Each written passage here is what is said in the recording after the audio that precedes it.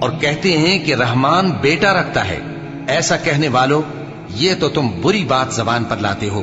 قریب ہے کہ اس جھوٹ سے آسمان پھٹ پڑے اور زمین شق ہو جائے اور پہاڑ پارا پارا ہو کر گر پڑے کہ انہوں نے رحمان کے لیے بیٹا تجویز کیا، اور رحمان کو شایع نہیں کہ کسی کو بیٹا بنائے۔ ہر شخص جو آسمانوں اور زمین میں ہے رحمان کے روبرو بطور بندہ ہی آئے گا۔ اس نے ان سب کو اپنے علم سے گھیر رکھا اور ایک ایک کو شمار کر رکھا ہے، اور یہ سب قیامت کے دن اس کے سامنے اکیلے اکیلے حاضر ہوں گے۔ اور جو لوگ ایمان لائے اور عمل نیک کیے، رحمان ان کی محبت مخلوقات کے دل میں پیدا کر دے گا۔ اے پیغمبر صلی اللہ علیہ وآلہ وسلم، ہم نے یہ قرآن تمہاری زبان میں آسان بنا کر نازل کیا ہے تاکہ تم اس سے پرہیزگاروں کو خوشخبری پہنچا دو اور جھگڑالوؤں کو ڈر سنا دو۔ اور ہم نے ان سے پہلے بہت سے گروہوں کو ہلاک کر دیا ہے۔